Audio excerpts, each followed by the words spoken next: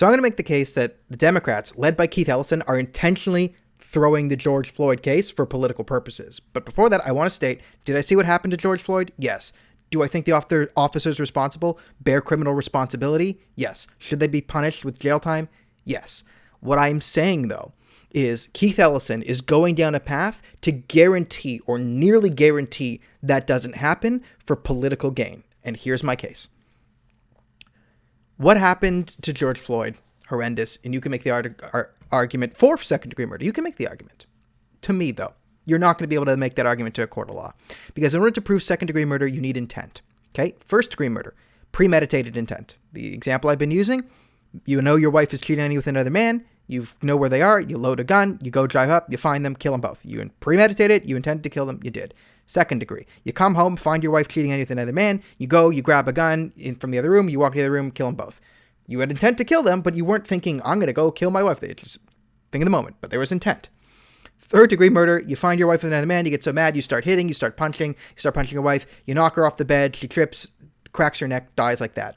Now, that was reckless disregard for her life during your actions. Now, were you intending to kill her? You could say, no, you were just mad and you're beating and you lost your rage. There was no thought, I'm going to kill, right? But you were in a reckless disregard for her life while you were doing something. Third degree. Okay.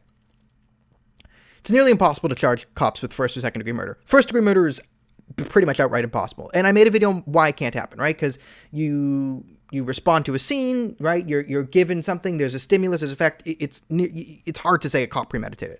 All right, second degree is theoretically the highest you can charge him with, but that's still nearly impossible, right? And you're gonna have to prove that when he was on the neck for 9 minutes, he was thinking, "I'm doing this to kill," and you can convince me that that's true, but to convince a jury, that's another thing.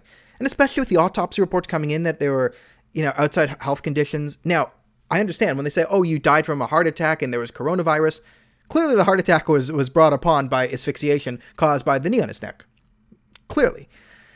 But any clever lawyer could argue that these mitigating circumstances, how is the cop supposed to know about his health issues? And then plus, if George Floyd struggled in any way they can prove during the 9 minutes, it's going to be nearly impossible to prove intent to kill because you could just say it was your job. Now, it's a horrible excuse, but these are one of the things that sort of are built into just the way the police system works that makes it nearly impossible to charge cops with second or first degree murder.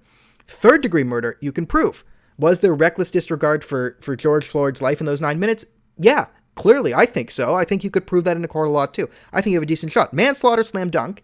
Maybe you should go for that. But third degree murder. Third degree murder is realistically the highest you can charge him with. And if you look at sort of even the Daniel Schaefer case, which is the most obscene police killing you could find on video. I mean, maybe Laquan McDonald these are tied. But the Daniel Schaefer one is utterly gut-wrenching as well. Now, this is the one this is the sort of police brutality, not racism because he was white. But even there, if I was Daniel Schaefer's brother, also named Daniel, pretty weird. But if I was part of his family, I wouldn't be pushing for second degree murder there. Clearly it was. But I knew that I don't think you could get a conviction for second degree murder in a court of law because I could say Daniel Schaefer, he twitched and the cop thought that was a threat. Clearly he was on the ground. Clearly he was on the ground doing the cop wanted. But I would think third degree murder is a much better charge there because you just want some justice. Now, Keith Ellison has two arguments here because he's a lawyer and he should know this, which means he either pushed for second degree murder out of pure cowardice. But I think that's short-sighted. All right, so the cowardice argument goes like this. I didn't really think these charges would stick, but I had to move them up because there was so much pressure from the outside for me to do it that I had to move it up from third degree to second degree murder to look strong right now, but knowing that I'd lose the case ultimately, and then just hope that I didn't get blamed for it. That's the cowardice defense, and I don't think that's it. I think there's malice here, and I very rarely attribute malice and widespread planning to these type of things. I don't think human beings generally think like that. I often get in fights with some of my followers for saying George Soros is nowhere near as powerful as you make him out to be. Yes, him and the Koch brothers are spending billions of dollars pushing the ideology. And yes, you can show me Saul Alinsky's plan. And yes, people are trying to follow that. But I always, always, always will believe that a bit of ignorance and arrogance superimposed on a sense of moral certainty from bad education can do a lot more than a billionaire. I think that confluence of factors is way more powerful than $1 billion spent by George Soros or the Koch brothers or Sheldon Adelson or whoever else you want to blame for messing up the world, as you see. Now,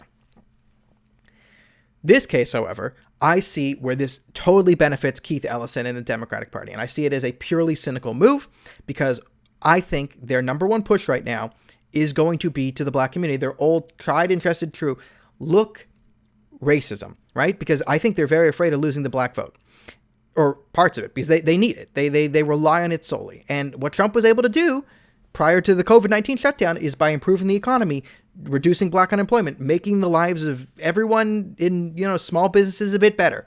Yes, he's a blathering ignoramus, and that only really affects you when you turn on CNN. But for the day-to-day lives, being a pretty good capitalist and staying out of the way of small businesses has allowed the black community to flourish, like every other community, because the best argument that the Republicans can ultimately make, and it's better than Trump's argument, but Trump's made the best one so far. Trump has basically made the argument last election. You've tried voting Democrat and that hasn't worked for you in the past. Why not try something new? Not the best argument, but the best argument made by the Republican Party. The best actual argument is to sort of explain that, yes, racism has existed in the past. And yes, wrongs have been done. But after the Civil Rights Bill, Lyndon Johnson's Great Society was poisoned. It was a poisoned gift. And America has failed you. This is the pitch you make. It is America's failed. One party intentionally poisoned you and played off your grief and your aspirations, the Democrats. And we as the Republicans have ignored that. Out of callous disregard, we thought you weren't with us, so we ignored you and we turned our back on you. And we're sorry for that. That's the best case. And then you make the argument, bad economic policy leads to bad economic outcomes. And we've been feeding you poison as the establishment for decades. We're sorry, and we want that to stop. That's the best case scenario. Now, Trump is sort of going around that way, and when COVID clears up and the economy, listen, there's going to be a massive recovery, massive employment. What the Democrats don't want to see is the black votes start to shift because, hey, we're doing better under Republicans than we were under Democrats, so screw this. Because Democrats haven't done anything for us anyway. And the Democrats will want to push the narrative that your lives are literally in danger of racism. And if you do not vote for us and you will let Trump's America triumph, then you can be gunned down at any moment by the establishment. This is the fear factor they're going to push, and this is what they want. So, and I don't think it's I don't think it's out of hate so much from America, from the Democratic establishment. I mean, you could argue that, but I do think that they want this panic and this epidemic of these street protests, you can call rioting, discontent within the masses. They want that to start up when George Floyd's killers are let loose, because they seek a benefit. Because then they can go back to the black community and say, "Ha."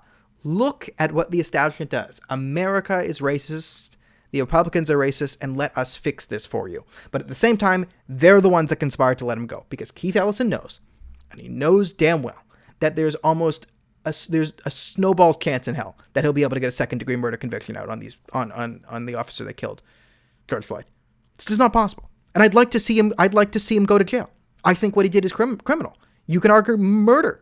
Fine. You can argue at my table second-degree murder, and I can see it there, but a jury won't. It's very likely third-degree murder is the highest you're going to be able to push on a cop, because there's so many defenses they can take, so many outs, so many avenues, so many in this case. Keith Ellison knows he has to get supremely lucky and be absolutely perfect to just barely have a chance at a second-degree murder conviction. And he knows this.